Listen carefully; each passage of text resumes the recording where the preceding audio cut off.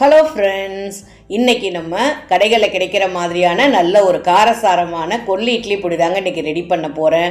நல்ல சுட சுட இட்லி எடுத்து வச்சு 2 ஸ்பூன் கொள்ளு இட்லி பொடியும் எடுத்து வச்சு நல்லெண்ணெய் சேர்த்து நல்ல சூடான இட்லி கூட இந்த கொள்ளு இட்லி பொடி தொட்டு சாப்பிட்டு பாருங்கள். டேஸ்ட் அந்தளவுக்கு ரொம்பவே நல்லாயிருக்கும். இன்றைக்கி நம்ம கொள்ளு இட்லி பொடி கூடவே நல்ல ஒரு காரசாரமான தக்காளி கார சட்னி தாங்க ஷேர் பண்ணியிருக்கேன். இந்த தக்காளி கார சட்னி பார்த்திங்கன்னா இட்லி, தோசை, ஊத்தப்பம், குழிப்பணியாரம் எல்லாத்துக்கூடும் ரொம்பவே நல்லாயிருக்கும். நம்ம ட்ராவலுக்கு போகும்போது மதிய லஞ்ச் பாக்ஸுக்கு கூட நம்ம இந்த தக்காளி கார சட்னி நம்ம ரெடி பண்ணலாம். டேஸ்ட் அந்தளவுக்கு நல்லாயிருக்கும். இந்த வீடியோவில் நிறைய டிப்ஸ் அண்ட் ட்ரிக்ஸ் எல்லாம் இருக்குது. வீடியோ ஸ்கிப் பண்ணாமல் பாருங்கள். என்னோடய ரெசிபீஸ்லாம் உங்களுக்கு ரொம்பவே பிடிச்சிருந்தால் மறக்காமல் ஒரு லைக் மட்டும் கொடுங்க. வாங்க இப்போ நம்ம வீடியோக்குள்ளே போய் கொள்ளு இட்லி பொடியும் சட்னியும் எப்படி ரெடி பண்ணுறோன்றதை பார்க்கலாம். கொள்ளு இட்லி பொடி ரெடி பண்ணுறதுக்கு முதல்ல கொள்ளு எடுத்துக்கலாங்க. மெஷரிங் கப்பில் 1/2 கப் அளவுக்கு கொள்ளு எடுத்துக்கிறேன். இது 100 கிராம் அளவுக்கு வரும். ஒரு அடிகனமான பேன் எடுத்து வச்சுட்டு அடுப்பை லோ ஃப்ளேமில் தாங்க வச்சுருக்கேன். வச்சுட்டு நம்ம கொள்ளை சேர்த்துக்கலாம். சேர்த்துட்டு கொள்ளில் சின்ன சின்ன கல்லுலாம் இருக்கும், அதெல்லாம் நீங்கள் எடுத்துட்டு நம்ம அதுக்கப்புறம் அப்படியே நம்ம ட்ரை ரோஸ்ட் பண்ணிக்க வேண்டியதாங்க. அடுப்பை லோ ஃப்ளேம்லேயே வச்சுட்டு ஒரு 3லேருந்து 4 நிமிஷம் வரைக்கும் நம்ம வறுத்து எடுத்துக்கலாம். லைட்டாக கொஞ்சம் கொஞ்சமாக நிறம் மாறி வரும், அது வரைக்கும் நம்ம பொறுமையாக வறுத்துக்கலாங்க. சின்னதாக வெடிக்கிற சத்தம் கேட்கும்போது நம்ம எள் எப்படி வெடிக்குது பாருங்கள், அதே மாதிரி இந்த கொள்ளும் வெடிக்கும். கொள்ளு வெடிக்கும் போது நல்ல வாசனை வருங்க. வாசனை வரும்போது நம்ம கொள்ளை நம்ம எடுத்து பிளேட்டில் போட்டுக்கலாம். அது மாதிரி நல்ல வாசனை வர வரைக்கும் நல்லாவே வறுத்துக்கலாங்க. நம்ம எந்த அளவுக்கு வறுக்கிறோமோ அந்த அளவுக்கு கொள்ளு இட்லி பொடி நல்ல வாசனையாக இருக்கும். இந்த மாதிரி நல்ல நிறம் மாதிரி வந்துடுச்சு. நான் அடுப்பு ஆஃப் பண்ணிட்டேன். அப்படியே எடுத்துகிட்டு ஒரு பிளேட்டில் போட்டு நம்ம ஆற வச்சிடலாம். இது ஆறிட்டு இருக்கட்டும். இது 100 கிராம் அளவுக்கு நான் கொள்ளு எடுத்துருக்கிறேன். அடுத்து நம்ம உளுந்தம்பருப்பு வறுத்துக்கலாம். இது மெஷரிங் கப்பில் 1/4 கப் அளவுக்கு எடுத்துக்கிறேன். இது 75 கிராம் அளவுக்கு வரும். இதுவும் அடுப்பு நல்லா லோ ஃப்ளேமில் தாங்க வச்சு நம்ம வறுத்துக்கணும். நல்லா வாசனை வர வரைக்கும், நல்ல நிறம் மாறி வர வரைக்கும் நம்ம வறுத்துக்கணும். நம்ம இட்லி பொடிக்கெலாம் வறுப்போம் பார்த்திங்கள, அந்த மாதிரி வறுத்துக்கலாம். அப்போ தாங்க நம்ம எல்லா பொருளும் நல்லா வறுத்து ரெடி பண்ணால் தான் நமக்கு ரொம்பவே ஸ்டோர் பண்ணி வைக்கவும் நல்லாயிருக்கும். பொடியும் நம்ம இட்லி பொடியும் நல்ல வாசனையாக இருக்கும். நல்லா கைவிடாமல் வறுத்துக்கோங்க. எனக்கு இந்த உளுந்த பருப்பு வறுக்கிறதுக்கு கிட்டத்தட்ட 4 நிமிஷம் ஆணுச்சுங்க. ஓரளவுக்கு நல்லா நிறம் மாறி வரட்டும். நிறம் மாறி வர வரைக்கும் நம்ம நல்லா வறுத்துக்கலாம். இந்த வெள்ளை உளுந்த பருப்புக்கு பதில் கருப்பு உளுந்து கூட நம்ம சேர்த்துக்கலாங்க, அதுவும் சேர்த்துக்கலாம். இந்த மாதிரி நல்ல நிறம் மாறி வந்துருச்சு. அப்படியே நம்ம அடுப்பு ஆஃப் பண்ணிவிட்டு அப்படியே நம்ம உளுந்த பருப்பை பிளேட்டில் போட்டு ஆற வச்சிடலாம். நல்லா வாசனை வர வரைக்கும் நல்லாவே வறுத்து எடுத்தாச்சுங்க. அப்படியே பிளேட்டில் போட்டுடலாம், ஆறிட்டு இருக்கட்டும். அடுத்து பார்த்திங்கன்னா அதே பேனில் ஒரு 1/4 கப் அளவுக்கு கடலைப்பருப்பு, இதுவும் 75 கிராம் அளவுக்கு வரும். இதுவும் நல்லா லோ ஃப்ளேம்லேயே வச்சுட்டு ஒரு 3லேருந்து 4 நிமிஷம் நல்லா நிறம் மாறி வர வரைக்கும் நம்ம நல்லா வறுத்து எடுத்துக்கலாம். கடலைப்பருப்பு ரொம்ப நிறம் மாறிடுச்சுன்னா கசப்பு டேஸ்ட் வந்துடும். அதனால் பார்த்து பொறுமையாக வறுத்து எடுத்துக்கோங்க. நான் லோ ஃப்ளேம்லேயே தாங்க வச்சு வறுத்துக்கிறேன். லைட்டாக ஒரு சின்ன பிஞ்ச் அளவுக்கு எண்ணெய் சேர்த்துக்கிறேன். எண்ணெய் சேர்த்துட்டு வறுத்துக்கிறேன். ஏன்னா நான் கொஞ்சமான அளவில் தான் இன்றைக்கி நான் கொள்ளு பொடி ரெடி பண்ணுறேன். அதனால் லைட்டாக எண்ணெய் சேர்த்து நான் வறுத்துக்கிறேன். உங்களுக்கு எண்ணெய் தேவைன்னா ஸ்கிப் பண்ணிவிடுங்க. எண்ணெய் இல்லாமல் கூட நீங்கள் வறுத்து எடுத்துக்கலாம். லைட்டாக எண்ணெய் சேர்த்துட்டு வறுக்கும்போது சீக்கிரமாக வறுப்பட்டுரும். அதனால் லைட்டாக நான் எண்ணெய் சேர்த்துட்டு வறுத்துருக்கேன். இந்த மாதிரி நல்லா ட்ரை ரோஸ்ட் ஆகிடுச்சுங்க. அப்படியே எடுத்துகிட்டு பிளேட்டில் போட்டு ஆற வச்சிடலாம். நல்லா கடலைப்பருப்பு வாசனை வர வரைக்கும் நல்லாவே வறுத்து எடுத்தாச்சு. அடுத்து அதே பேனில் ஒரு 1/4 டீஸ்பூன் அளவுக்கு எண்ணெய் சேர்த்துக்கிறேன். எண்ணெய் சேர்த்துட்டு ஒரு 14 காஞ்ச மிளகாய், வரமிளகாய் சேர்த்துக்கிறேன்.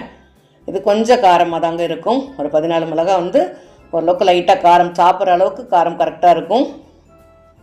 அடுப்பு லோ ஃப்ளேமோட கொஞ்சம் கூட வச்சுக்கிறேங்க. வச்சுட்டு மிளகாய் நல்லா வறுப்படுற வரைக்கும் நல்லாவே வறுத்து எடுத்துக்கலாம். ரொம்ப நேரம் மாறிடக்கூடாது. நல்லா லோ ஃப்ளேம்லேயே வச்சு வறுத்துக்கோங்க. இந்த மாதிரி நல்லா வறுத்தாச்சு.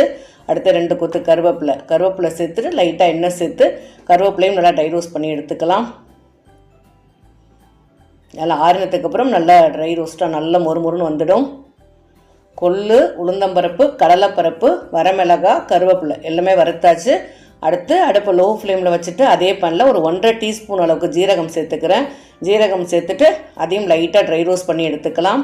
இந்த ஜீரகம்லாம் கொள்ளு இட்லி பொடிக்கு நல்ல வாசனை கொடுக்கும். அதனால் ஒரு 1/2 டீஸ்பூன் அளவுக்கு ஜீரகம் சேர்த்துக்கிறேன். 1 டேபிள் ஸ்பூன் அளவுக்கு டேபிள் சால்ட் சேர்த்துக்கிறேன். ஒரு 1/2 டீஸ்பூன் அளவுக்கு பெருங்காயத்தூள் சேர்த்துக்கலாங்க. அடுத்து கொஞ்சமாக லைட்டாக எண்ணெய் சேர்த்துட்டு ஒரு 15லேருந்து 20 பல் பூண்டு நல்லா இடிச்சிட்டு தோலோடையே சேர்த்துக்கலாங்க. நல்லா மீடியம் ஃப்ளேமில் வச்சுட்டு பூண்டு நல்லா ட்ரை ரோஸ்ட் பண்ணிக்கலாம். இந்த பூண்டு தாங்க இந்த கொள்ளு இட்லி பொடிக்கு வாசனை அதிகம் கொடுக்குறது. அதனால் எண்ணெய் விட்டு நல்லா வறுத்துக்கலாம். நம்ம முழு பூண்டாக வறுக்கிறத விட இந்த மாதிரி இடிச்சிட்டு தோலோடு சேர்த்து நம்ம வறுக்கும்போது நல்ல வாசனை சூப்பராக இருக்கும். நம்ம கொள்ளு பருப்பும் சேர்க்குறதுனால கேஸ்ட்ரிக்கும் வராமல் இருக்கும். அதனால் இன்றைக்கி ஒரு 15லேருந்து 20 பல் பூண்டு நல்லா இடிச்சிட்டு தோலோடு வறுத்து எடுத்து வச்சுட்டேன். எல்லாமே ஆறிட்டு இருக்கட்டும். லைட்டாக ஆறினதுக்கப்புறம் நம்ம கொள்ளு இட்லி பொடி ரெடி பண்ணிக்கலாம். ஒரு ஈரம் இல்லாத மிக்ஸி ஜார் எடுத்துக்கிறேன். இந்த பாருங்கள் மிளகாய் எந்த அளவுக்கு நல்லா வறுப்பட்டுருக்கு பாருங்கள். முதல்ல மிளகாய், கருவேப்பிலை, உப்பு, பெருங்காயம், இந்த மாதிரி கருவேப்பிலையும் நல்லா ட்ரை ரோஸ்ட் ஆகிடுச்சு. எல்லாம் சேர்த்துட்டு ஒரு 50லேருந்து 60% இந்த மாதிரி நல்லா அரைச்சி எடுத்துகிட்டு வந்துடலாம். பாதி அரைச்சதுக்கப்புறம் நம்ம வறுத்து வச்ச கொள்ளு,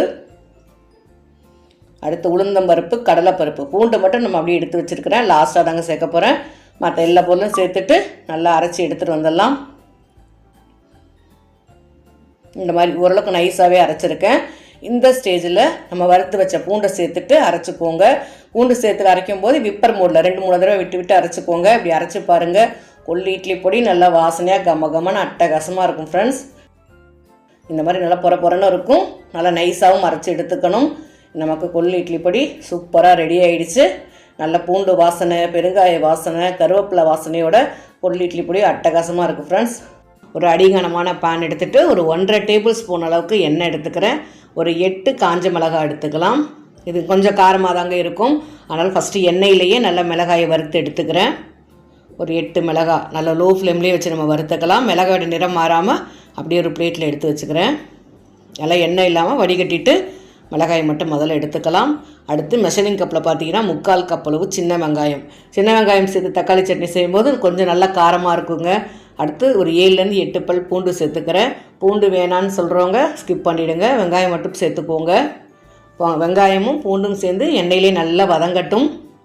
ஒரு 60% நமக்கு நல்ல வெங்காயம் வதங்கணுங்க. வதங்கினதுக்கு அப்புறம் தான் நம்ம தக்காளி சேர்க்க போகிறோம். இந்த தக்காளி கார சட்னி பார்த்திங்கன்னா இட்லி, தோசை, ஊத்தப்பம், குழிப்பணியாரத்து கூடலாம் ரொம்பவே சூப்பராக இருக்குங்க. நம்ம ட்ராவல் பண்ணும்போதும் இந்த மாதிரி சட்னி நம்ம எடுத்துகிட்டு போகலாம். கெட்டு போகாமலும் இருக்கும். மதியம் லஞ்ச் பாக்ஸ் கூட நம்ம இட்லி, ஊத்தப்பத்து கூடலாம் இந்த சட்னி ரெடி பண்ணி எடுத்துகிட்டு போகலாங்க. டேஸ்ட் ரொம்ப ரொம்ப சூப்பராக இருக்கும். ஒரு 1/4 டீஸ்பூன் அளவுக்கு பெருங்காயத்தூள் சேர்த்துக்கிறேன். நல்லா பெருங்காயத்தூள் சேர்த்து எண்ணெயிலே நல்லா வதங்கட்டுங்க. நல்ல வாசனையாக இருக்கும். கருவேப்பிலை வாசனை, பெருங்காயத்தூள் வாசனை, சின்ன வெங்காய வாசனை, சட்னி ரொம்பவே சூப்பராக இருக்கும். அடுத்து 3 பெரிய தக்காளி நல்லா 2-3 துண்டுகளாக கட் பண்ணியிருக்கேன். இது மெஷரிங் கப்பில் பார்த்திங்கன்னா 2 கப் அளவுக்கு வரும். தக்காளியும் சேர்த்து நல்லா வதக்கிக்கலாம். ஒரு 1/4 டீஸ்பூன் அளவுக்கு உப்பு சேர்த்துக்கிறேன். உப்பு சேர்த்து நல்லா வதக்கிக்கோங்க. தக்காளி நல்லா கரைஞ்சி வதங்கணும். அது வரைக்கும் நல்லாவே வதக்கி எடுத்துக்கலாம்.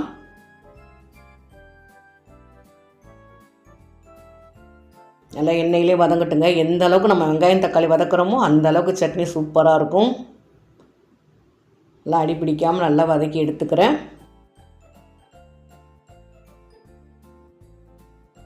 நமக்கு இந்த அளவுக்கு தக்காளி நல்லா வதங்கி ரெடி ஆயிடுச்சுங்க. இப்போ நம்ம வறுத்து வச்சுருக்க மிளகாயும் சேர்த்துக்கலாம். மிளகாய் சேர்த்து ஒரு தடவை நல்லா மிக்ஸ் பண்ணிக்கிறேன். மிக்ஸ் பண்ணிவிட்டு ஒரு 1/2 டீஸ்பூன் அளவுக்கு நாட்டு சக்கரை சேர்த்துக்கிறேங்க. நாட்டு சக்கரை இல்லைன்னா சின்னதாக வெல்லம் சேர்த்துட்டோன்னா உப்பு, புளிப்பு, காரம் எல்லாமே சேர்த்து ரொம்பவே பேலன்ஸ்டாக டேஸ்ட்டு ரொம்பவே சூப்பராக இருக்கும். இந்த மாதிரி ஒரு தடவை இங்கே ட்ரை பண்ணி பாருங்கள். ட்ரை பண்ணி பார்த்துட்டு உங்கள் கமெண்ட்டை பதிவு பண்ணுங்கள். ஒரு 3/4 டீஸ்பூன் அளவுக்கு டேபிள் சால்ட்டும் சேர்த்துக்கிறேன். ஏற்கனவே நம்ம ஒரு 1/4 டீஸ்பூன் அளவுக்கு உப்பு சேர்த்துருக்கோம். அதனால் ஒரு 3/4 டீஸ்பூன் அளவுக்கு மட்டும் உப்பு சேர்த்துக்கிறேன். சேர்த்துட்டு இந்த அளவுக்கு நல்லா வதக்கி ரெடி ஆகிடுச்சு. இந்த ஸ்டேஜில் நம்ம அடுப்பை ஆஃப் பண்ணிடலாம். ஓரளவுக்கு ஒரு 5லேருந்து ஒரு 10 நிமிஷம் நல்லா ஆறட்டும். ஆறினத்துக்கப்புறம் அரைச்சி எடுத்துக்கலாங்க. கொஞ்சம் கூட தண்ணி சேர்க்காமல் இந்த மாதிரி இந்த பக்குவத்துக்கு கொஞ்சம் நர அரைச்சி எடுத்துருக்கிறேன். தக்காளி சட்னிலாம் கொஞ்சம் குறைன்னு அரைச்சாதாங்க நல்லாயிருக்கும். அடுத்து தாளிப்பு பார்த்திங்கன்னா 1/2 டீஸ்பூன் எண்ணெய், 1/2 டீஸ்பூன் அளவுக்கு கடுகு, ஒரு கொத்து கருவேப்பிலை சேர்த்து சட்னி தாளித்து எடுத்தாச்சு.